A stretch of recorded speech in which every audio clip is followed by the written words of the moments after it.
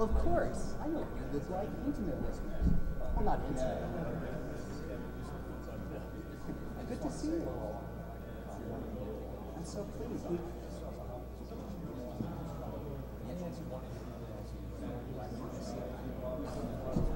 When did you do that?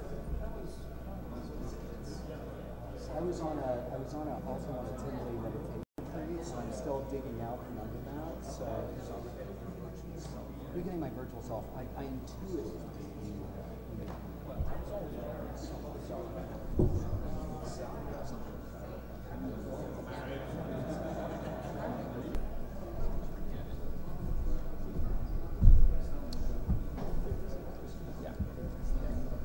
The best way to corral all of you into the room is to actually get started.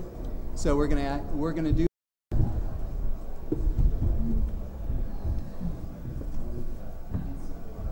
So welcome everybody. I'm Michael Stroud, and I'm the co-founder of iHollywood Forum, which is putting on the Mobile Entertainment Summit, along with. You can't hear me? Can you turn up? Excuse me. Can you turn up the audio a bit? Is that any better? Okay. Sure. I'll start over. Welcome, everybody. I'm Michael Stroud. I'm the co-founder of iHollywood Forum. iHollywood Forum is the company that's putting on Mobile Entertainment Summit. I'm the co-founder along with Zahava Stroud, my wife. This is, I believe, our 11th iteration of the Mobile Entertainment Summit. The Mobile Entertainment Summit grew out of our first independent show ever, which was iWireless World. It was 6 years ago. Anyone in the audience come to iWireless World?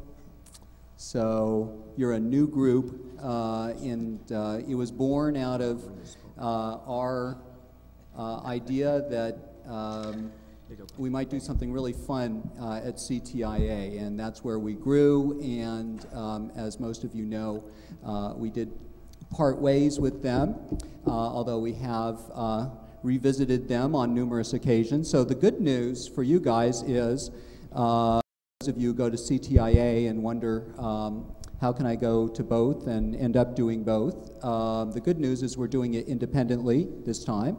The good news is we're also going up against them again in when they're back in town. So you'll have your chance to experience it both ways. Our goal here is to bring something that hopefully you guys can't find anywhere else, which is a strong Hollywood sensibility, because this is what we bring to the table that arguably no one else in the industry does. iHollywood Forum is all about Hollywood, all about entertainment. We're about digital entertainment in all of its forms. You can see a list of our upcoming conferences on the inset of the back cover.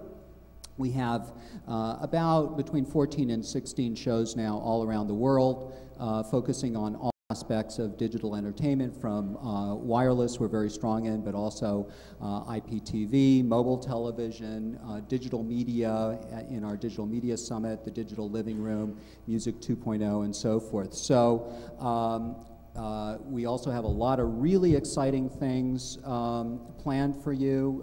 Almost every show we do, a good chunk of you come up to me in the middle of the show and say, where can we see? Can we buy the DVD? We're hopefully going to, for the first time, be putting most of this online for free, so you'll be able to view it there, and that should be a really exciting development. And there are going to be lots of sponsorship and advertising opportunities if that's something you're interested in being involved in. I think it's actually really very relevant to mobile entertainment that, in fact, we are in so many different areas, because increasingly when I talked to the panelists for this show, almost nobody on the opening panel you'll find has an exclusive focus on mobile. I don't think, and I mentioned this at NAB as well, who we're in partnership with, I don't think in a couple years it's exactly the way it was with the internet. At one point, about 5 or 6 years ago, was saying, look at me, I'm so cool, I have a website. And I think we all remember that stage. No one had any idea how to monetize that website. It was just kind of cool. Now, at this point, saying to anybody, I have a website, would get you laughed out of the room. And my sense of mobile is that mobile is moving in that direction. You can't, increasingly, you can't look at the consumer as somebody who wants a mobile experience, or who wants a television experience, or an internet experience. The consumer doesn't care about those things, in my opinion.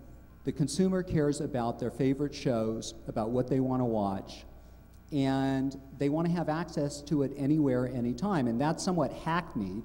That's been the salvo of the internet age since the beginning, untethered content.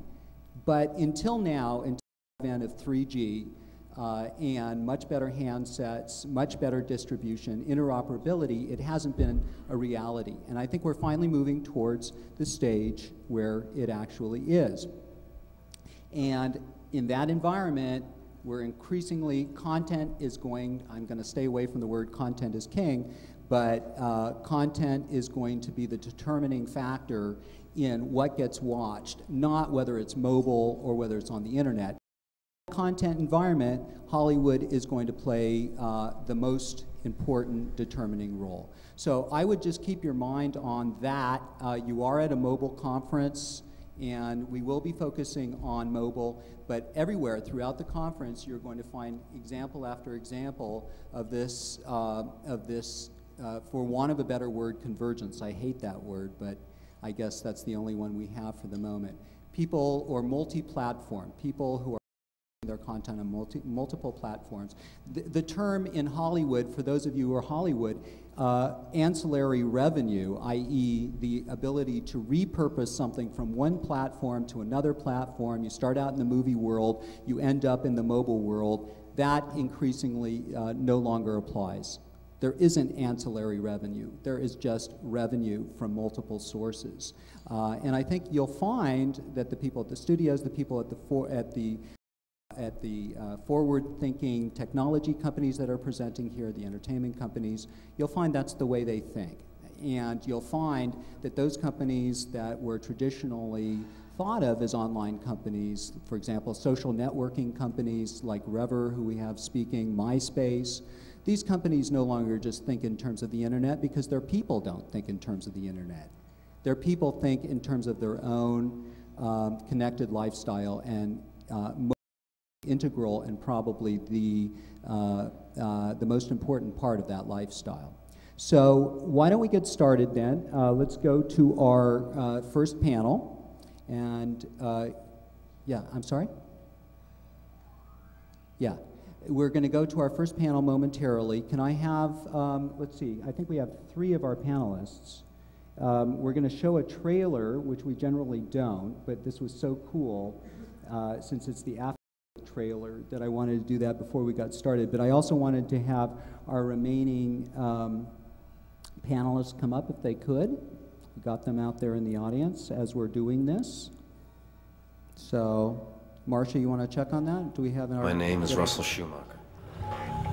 I sold technology to the world. Let's dim the lights, please, if we can. Back when there was technology. And people would sell it to them.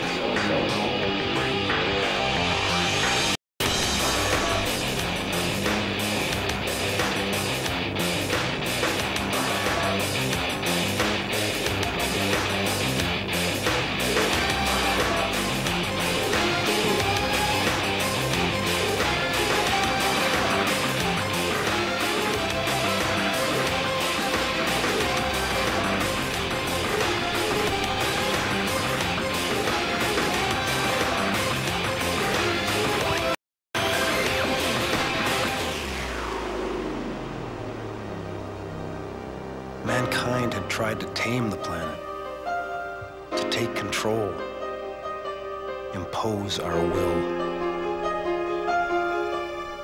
But all we really accomplished was to wipe ourselves out, along with technology, the very thing we were counting on to master the universe.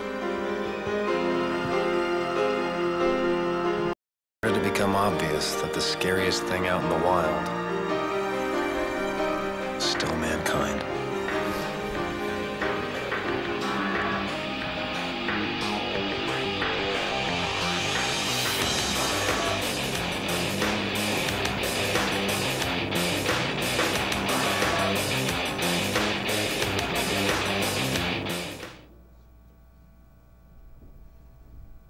Okay, good.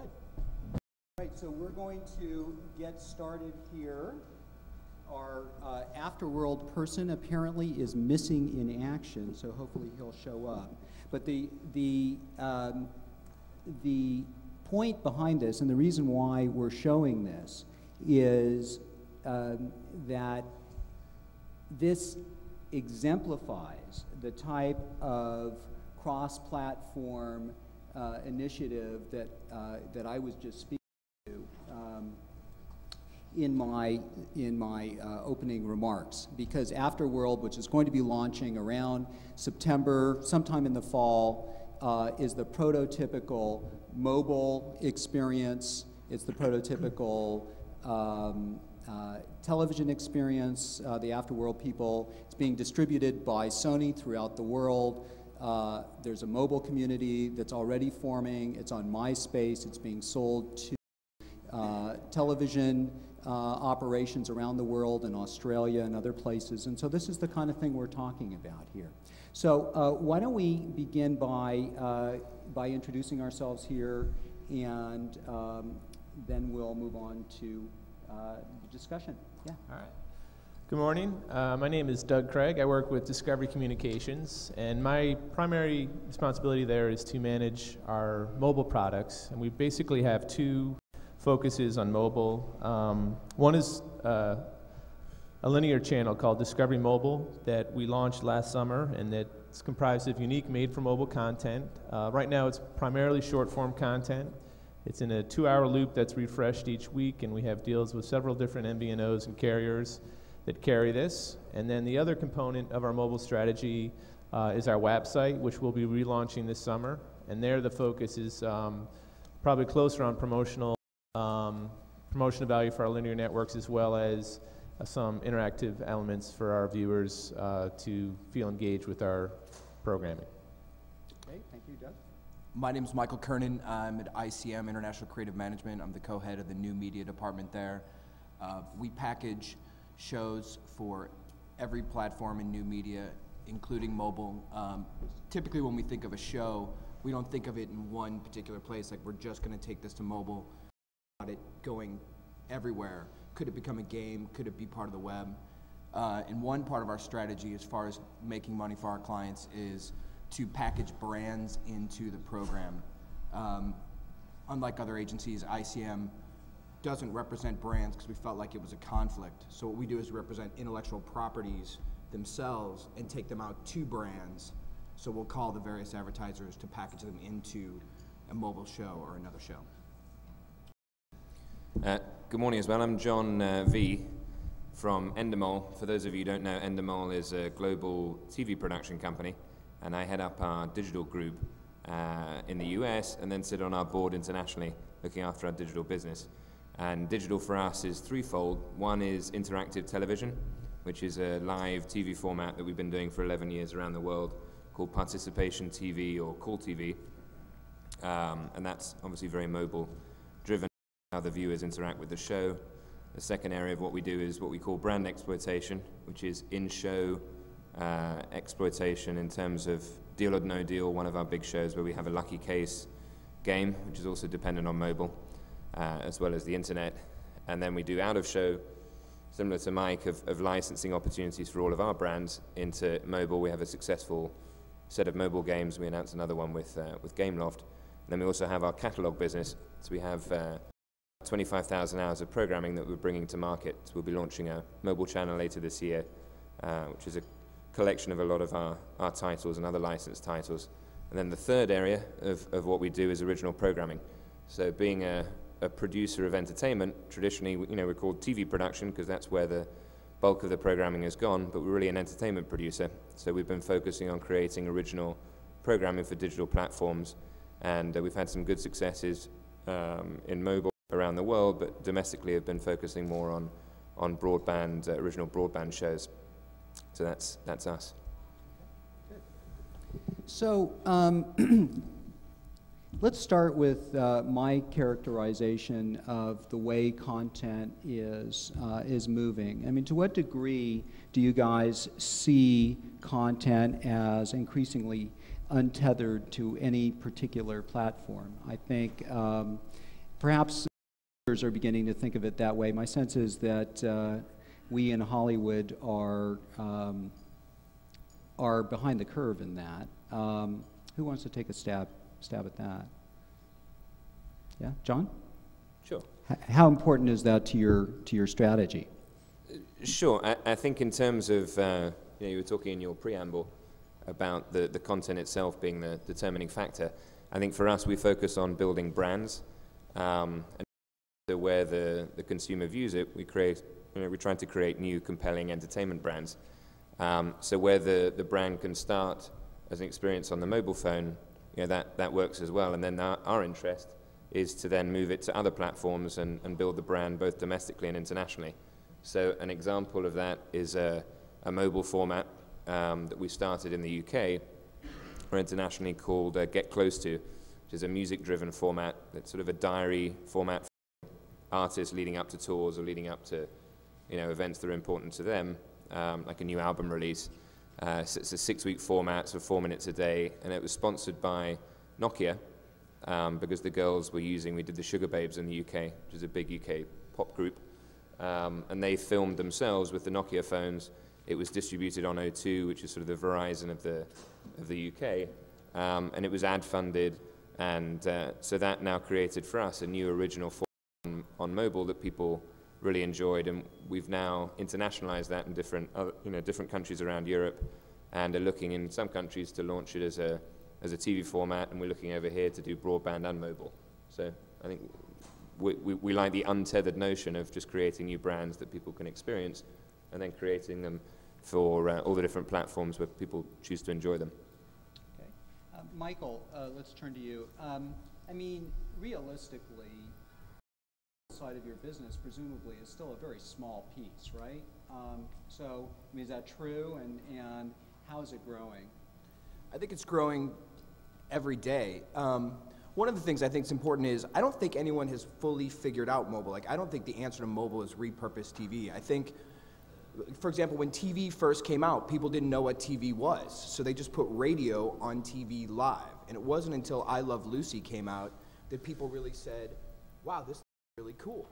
And I don't think mobile's found its I Love Lucy yet, but I think, as people program for a 3.5-inch screen, which is what I do think they have to do, I think it will become more and more popular. And as part of our business, it is becoming more lucrative because brands are open to putting money up towards mobile. And then you can program for that 3.5-inch screen, but then you can change the program as you take it to other places. One of the things we've done was Afterworld, which you saw, which we did with their attorney Lee Burkeen, and for that, it changes in every platform. It's a game. The TV aspect would look completely different than the mobile aspect. Right. So, that being the case, I mean, is there in fact any significant money to be made at this point for you guys off of it, or is it for the future, Michael? I think it's a little both. I think that for creative clients, it presents an opportunity for them to take something that they think is a great idea that they may not be able to sell straight to TV and get the money to go shoot. Nowadays, if you want to go shoot a reality show or even a lot of scripted shows, sometimes you need a presentation. Almost none of the buyers are buying reality shows on paper itself. So you need something you can put on a DVD and show someone in the room. Mobile presents that opportunity to create something that you could then show. But that said, there's also money to be made in mobile to the extent that, again, you can get an advertiser to give you enough money that the deal makes sense. Is anyone actually, at least in the United States, is anyone actually making any serious money off of advertising at this point?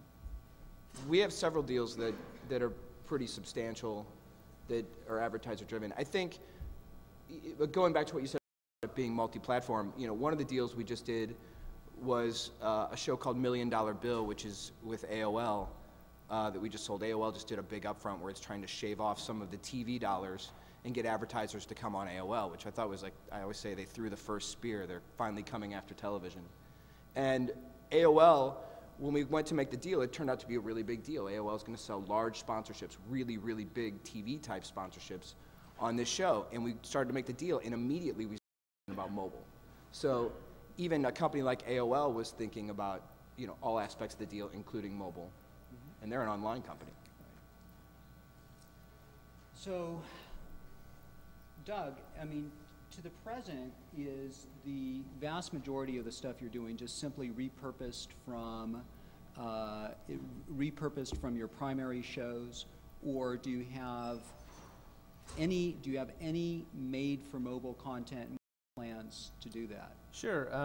We launched our mobile channel last summer, and I think you'd probably say the low-hanging fruit at that point was to tap into our library. We have about 100,000 hours of content across all of our networks. One of the great things about Discovery is that when we were founded about 20 years ago, our founder and CEO kind of made a clear point from the get-go to acquire as many rights as you can. And the is the fact that we're nonfiction programming, really don't have that much scripted content. We can do that. So we don't have to pay residuals to Wildebeest or anything like that. In fact, a lot of this content we own outright. So when we first launched the channel, we were able to kind of dip into the library and go after that low-hanging fruit. That being said, almost from the get-go, though, I started a development team and we started working ideas. And just last week, we announced that we are launching 14 original made-for-mobile series from now through the end of the year. So some of that content is based on our library, but it's original programming. So we may take content. For example, we did a series called Strange Science, which looks at little kind of unique factoids, things like time travel or impact of comets, or whether it be weather phenomena. And we source this from a lot of different shows. So it's original content, it's new narration, it's new music, new graphics. So this is an example where we kind of repurpose them. But we are also creating new content. We've hired external production companies to create content that is unique in terms of not being related to a particular show on one of our networks, but yet content that fits in with our genre, whether it be science, technology, animals, health, things like that. This one is for either Michael or for John. It seems to me there's a bit of a renaissance going in this idea of, well, let's just repurpose old content on a platform. And it was an article of faith when the internet was first getting started, that you just simply take content, repurpose it on the internet, and voila, you have a hit. And we, of course, know that played a huge role in the collapse of the internet as a going concern by around 2000. Now it appears that, at least at some level, the same thing is happening with the internet. We're having the nets, the major television networks repurposing their shows whole cloth to the internet and expecting people to watch the material with a certain degree of success, and it's free, which helps a lot. Does that strategy work on mobile? Can you repurpose your existing material successfully, or do you really, or is it a new beast? Do you have to really redo the content? I mean, just rethink it entirely.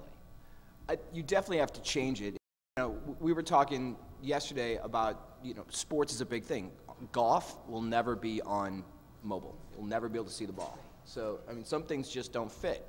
But you can, I think, program for it and put things together to make it work. And I think they're finally figuring out the internet now. I think AOL's strategy with going to games, playing upon the fact that the advantage of the internet is community, or the advantage of is the fact that you can play along. So you have to play to the strengths of whatever the particular medium is. So for internet, it's the fact it's those, but for mobile, it's the fact that it can be anywhere, anytime. So it's programming for the screen. I think that as media flow comes out, as there's broadcast, Qualcomm has media flow coming out. I'm sure most of you know about it, but essentially your phone will have an antenna, and you will just be able to pick up programming. So longer form programming will surface. Yeah. So now my one aim in life is to make golf appear on mobile phones. I was thinking you have a golf ball view maybe on the mobile phone from the golf ball. So I think for us, we've been very successful in some ways, like attacking, not essentially repurposed, but existing content that maybe was too much for television. So with Big Brother, we've had millions and millions of hours of minutes of content streamed on mobile phones around the world. And in the US, we have our 24/7 stream, the deal we do with Real Networks. So I think where there's an appetite beyond the show window for additional content, or people want to check in and the mobile platform is relevant, then there can be repurposing. We've also looked to repurpose existing shows after a window that maybe have come back again, sort of brilliant but cancelled notion. And then I think probably with both of our catalogues, with Doug as well, we've got content that's really never been seen. So we've got stuff like Fear Factor South Africa, right, which is, people know Fear Factor, but kind of fun to see Fear Factor South Africa maybe. So I think if it hasn't been seen before, we have a lot of appetite when we go to our traditional maybe cable buyers looking for international product that we're selling into the US. Maybe they're not interested in Fear Factor South Africa, but maybe an online partner or a mobile partner is, because for that demographic, they're open to trying new things that maybe they haven't seen before. So. Yeah, and I agree with both of you, and I think sometimes the way things are shot, maybe something is shot for television, or maybe even something that was created originally for broadband, the framing may not work for mobile because you're dealing with a much smaller screen size. So sometimes we'll go in and have to crop shots a little bit tighter, whereas in television world, you may not want to have that many talking heads, at least in the nonfiction genres. Talking heads work really, really well on mobile because it's something that's very easy to frame, and it's something that works really well, whereas panoramic shots of the Serengeti, like the golf balls, don't really work that well on mobile. So mobile is kind of backwards compatible. If you shoot something specifically for mobile, it's really easy to make it work on broadband. Heck, if you wanted, you could even put it on TV. But sometimes when you shoot stuff for TV, it doesn't always easily flow down to mobile, and you have to do a little bit of tweaking to it. That's interesting. I would have thought the exact opposite, because the production values for television are so high, right? I would have thought that something shot specifically for mobile horribly in a television environment. I mean, right? It's a difference of literally millions of dollars in a made-for-TV drama versus a made-for-mobile. Yeah, maybe it doesn't hold up as well when you get to kind of scripted dramas. But when we're shooting most of our stuff for made-for-mobile, we're actually capturing it in HD because we're not broadcasting in HD on mobile, but we're capturing in that way because it's not that much more money, and we'd rather be kind of future-proofed. So if we want to on the road somewhere else. There's been a few made-for-mobile series that we've created that when my colleagues on the linear long-forms side get a hold of it, they think, well, maybe this could be an interstitial element that we could use rather than a full-length show. Well, that's interesting, and actually that does kind of bring me to you, Audrey, because the interstitial, I know with Afterworld, that's a big part of what they're doing. Why don't you, we have a last-minute stand-in for Afterworld. Audrey Marco, who many of you know from our other shows and from her years at Sony, is here. And if any of you can read this name tag up here, you're either young or you have a telescopic vision. So Audrey, why don't you introduce yourself, tell the audience where you fit into the Afterworld project, and then I've got a question about interstitials for you. Okay, so again, my name is Audrey Marco. I'm the pinch hitter for Brent Friedman, who is the writer and creator of Afterworld. Afterworld is a production from Electric Farm, which is a company that was recently formed by Brent Friedman, who his credits include Dark Skies, Mortal Kombat, Annihilation. He's the writer of the most recent Command & Conquer Tiberium Wars game, which just opened #1 in the UK and in the US. He's an incredibly brilliant person, and I wish he was here to speak to you. And Jeff Sagansky is also a partner, which many of you probably know Jeff. He's former president of Sony Studios, former head of CBS programming, CEO, I believe, of Paxson Communications.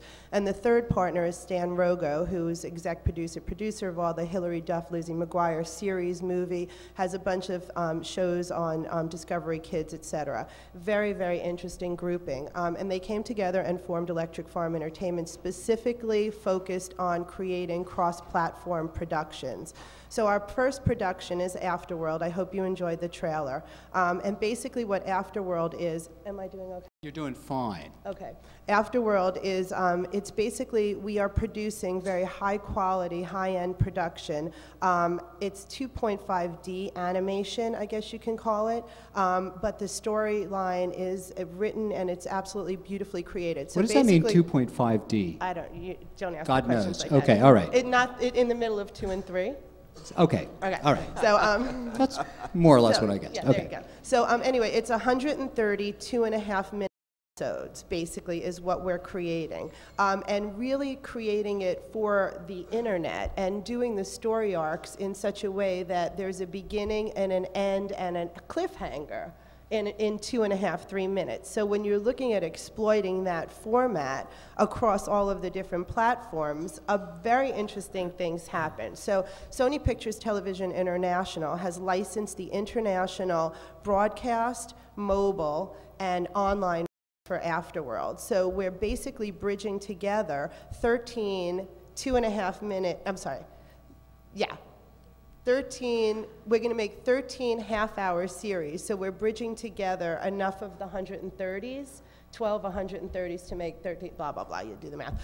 Anyway, so that's going to be broadcast, and they're selling it globally right now very successfully, but selling, telling the buyers basically around the world to change the way you see the world. That's headline in the key art for the LA screenings, and buy cross-platform and exploit cross-platform. So it's really it's very interesting. It's coming at it from inception, really. And then Sony Pictures Entertainment Domestic has licensed the domestic mobile rights for it. So we're figuring out what that exploitation really looks like, where the revenue is. Can we attach brands and advertisers to it? Is it paid? Is it, where promotional part, where's the paid part, where's the windows in relation to the global, Right. global rollout, and Right. we're right in the midst of all that. So, is the stuff you're viewing on mobile, is that exactly the same as what you'll be viewing, say, online? Well, yes. I mean, at this point, it is contemplated that the 2.5-minute episodes are going to port to mobile. How they're going to look, we haven't yet gotten, gotten that far to actually mock it or test it or beta it. But we're also looking at creating games. Obviously, this product, program lends itself incredibly well to, MMOs, to massive, and to we believe mobile gaming as well. So, Now, what I understand in talking to Brent was that individual markets will have tremendous latitude. That's one thing I find very interesting. This is not only the distributor rolling roughshod over the entire world and saying this is the way it is, right? I mean, the idea, as I understand it, each individual market, they're going to individual carriers, to individual markets, and saying, okay, have fun, run with it. What do you want to do? Yeah, I think that if we could, if we can get a channel to do everything, you know what I mean, to license all of it, and if not, or they don't really know how to license the mobile part of it or exploit the mobile part of it, then potentially, they'll take it to a carrier, we'll go to a carrier direct. So yes, I mean, I think basically the concept is to create it somewhat modularly. Right. Even the website is being created very modularly, and give them the components and give them sort of the IP in a sense, Right. and let them create from it the best opportunity to exploit so that we all win. But it's not a, this is it, this is no. Now, how well does that work, John, with your content? I mean, stuff like Big Brother. What is your, I mean, can it be modular? I mean, or do you have to create an entirely different beast for the mobile world? Yeah, no, I think as I was saying before, that we shoot so much footage with Big Brother that there's plenty of footage that didn't make it on air, and people like to watch 24-hour streams. We check out the bedroom, see what happens. So no, I think there's plenty of footage. We do, in some cases around the world, we'll do wrap-up shows, which we do specifically for broadband or specifically for mobile, or we'll get the host or one of the old contestants to come and do an extra little show, which adds content you can't see on television. So yeah, no, I think it's different packages. It depends on where we do it. I mean, the whole function of us as a global production company is we create format formats go into a global, little pot or whatever, which we have on our intranet systems, and a format can be created in Italy.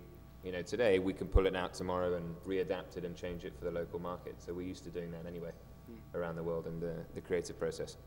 Now, we talk about around the world, but the United States is, at least until the present, has been way behind Europe and Asia, although fast catching up in terms of adapting content to the wireless market. So what is the opportunity like here, and especially since the off-deck market is still so undeveloped? Yeah, I think a lot of the the penetration numbers, we're looking at some numbers from Telefia recently. The numbers of people with capable handsets over here I was actually quite surprised by. It's higher than I thought. I think the main barrier, and I worked at a carrier by disclosure, is I think that the way the carriers are domestically versus internationally is fairly different. So internationally they're more open to having content come and go on the platforms, and over here I think it's still going back to the advertising model, which we're looking at very seriously as a driver for original programming, for us to be interested in a platform, for the advertisers to work with the brands and you to package, etc., etc. It hasn't quite happened. There seems to be a little bit of a stalemate over here on how carriers let advertising come in and let content come in and who what. So I think once that gets sorted out, the actual penetration in the market isn't that bad in comparison with international markets. I mean, Michael, what is your sense about that? I would imagine from the vantage point of most content creators, this is a big bugaboo. I mean, these are huge companies used to having more or less complete control over their content, and now all of a sudden you have a gatekeeper in the form of the carriers, basically. This is how much you're going to pay. In some cases, as much as 50% of your revenue. In a market where people are used to paying, used to getting like 85% returns, right?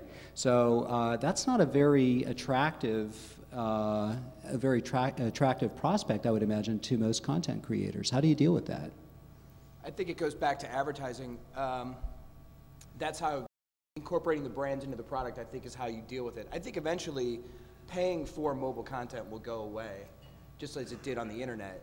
I think that it will be advertiser supported, advertiser integrated, maybe with a bumper or pre-roll or.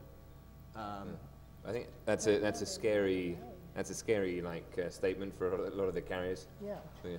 They're not allowing it. They're not allowing integration into the games right now, and the pre and post. It just.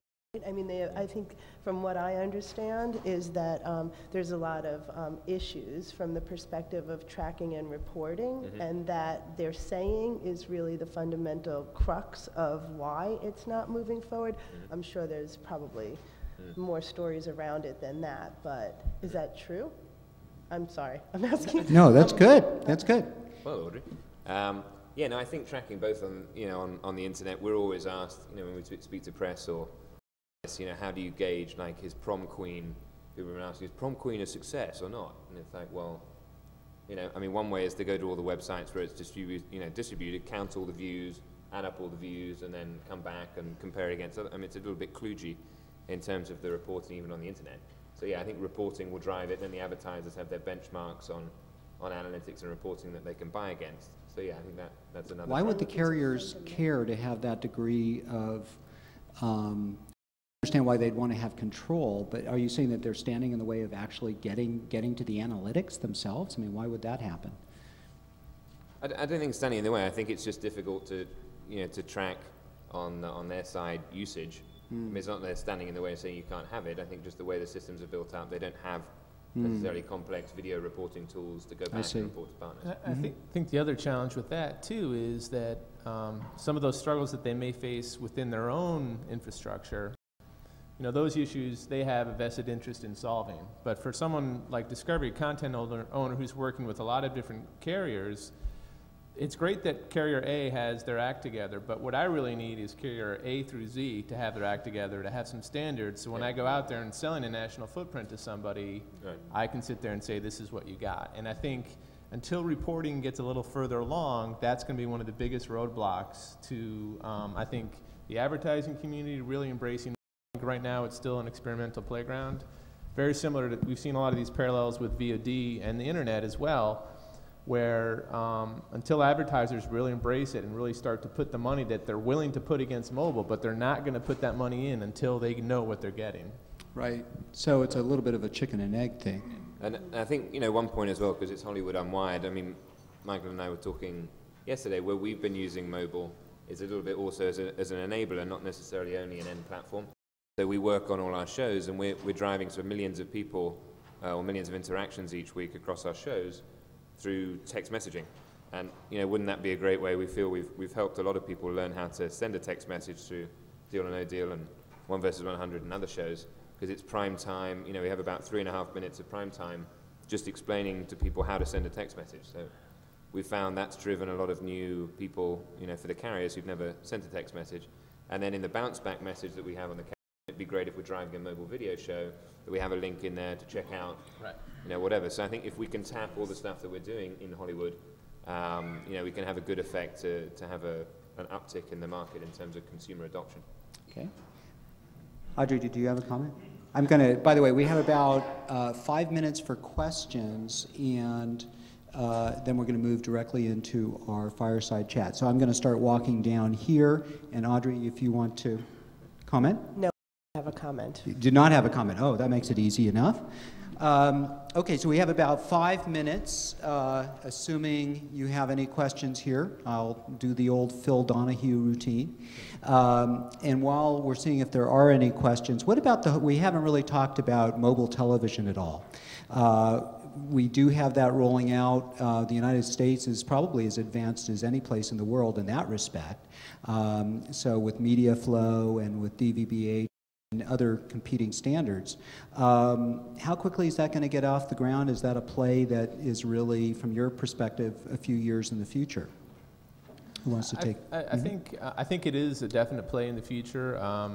As John pointed out earlier, you know, there's a lot of awareness that needs to be generated among consumers. A lot of people would say, well, I would never watch television on my phone. Well, a lot of years, you know, several years ago, a lot of people say I would never pay for TV, but cable now. So I think, you know, all of the players, whether it's the carriers, content owners, you know, mobile applications, developers and all that, all need to kind of pull together and let consumers know that you can watch television on your phone. And I think in 3 to 4 years from now, when that penetration for video-capable phones increases, it's going to be a huge force. And the beauty of mobile is that if everyone's turning their handset over every 18 months, it just takes a couple of generations of people getting new phones, and then all of a sudden, many, many people are going to have these phones that they can watch video on. And it's not like cable, where if you get a new set-top box, you may have it for 3 to 5 years. You're getting a new phone every 18 months to 2 years. It's going to, I think the penetration of video phones will be much, much quicker than a lot of other consumer products. I think the only other comment on that one, you know, the Nokia guys have a very interesting philosophy of like what a mobile phone even is, and they're calling it, so like Helio, it's not a phone, they're like calling it a little mini computer. So if you think of your computer getting smaller and smaller, and you have IPT, TV, distribution, I think the whole notion of a phone versus a very tiny computer, you know, is all going to blend it. Yeah. Hi, could John and Doug elaborate a little bit more on the advertising problem? I'm particularly interested in the reporting issues, whether there's an effort by the carriers to either come up with a standard or to solve that problem, because it would seem to be very much in their interests to get that flow of money coming their way. I'm not aware of any effort, but I'm not in the inner circle of being a carrier. Again, I think a lot of it is they have to mind their own store, which is probably priority number one, and it would be if that was me as well. But I think that kind of cross-platform, there's a few companies out there that are doing some research, but there's no Nielsen or a Rentrack out there that is saying, here's the mobile landscape, whether it be unicast, whether it be streaming, whether it be WAP pages. It's complicated, but to my knowledge, there's no one out there that's doing it, and I don't think the carriers are talking to one another, but I could be mistaken. Yeah. We haven't talked about search at all, and we're going to get into that a little bit later, but search, it seems to me, is probably going to be the trump advertising feature of phones, ultimately, because how in the world are people going to be able to find certainly off-deck content without search? So how does that fit into your plans? Any of you? It's a real issue. I just saw something the other day that I think it takes on average 17 clicks to buy a game for your phone. So I think search can help that process a lot easier, letting people discover content, whether it be a ringtone, wallpaper, a game, maybe finding video content. I know at Discovery as a company, we're not really taking a, obviously we want that to evolve and develop, but as a content owner, we're not really doing much ourselves. We don't feel we can do much ourselves to advance that, but we, just like the changes it's made for the internet, we think that that is inevitable for mobile. Yeah. I think I agree there. I think a lot of the notion of search and improving it is a carrier or whoever's manning the storefront challenge. I was back at AT&T a long time ago. We were trying to work out the easiest way to get, and we all had how many clicks is this and how many clicks is this, and it's getting it shorter and shorter. So I think it's a challenge that they're taking on and hopefully doing a good job of. The only thing I think on the content side, when we think of search, is tagging. So when you've got the different platforms, we try to tag as well, as efficiently as possible and keep up to speed on that. So when people do search, if they're searching for our stuff, they pull it up and it's high on the search results. And then I would assume once search is accomplished, then recommendations could probably follow thereafter. Right?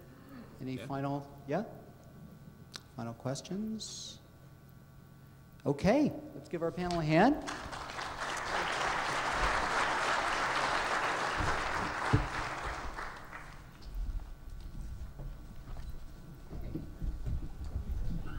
Thank you.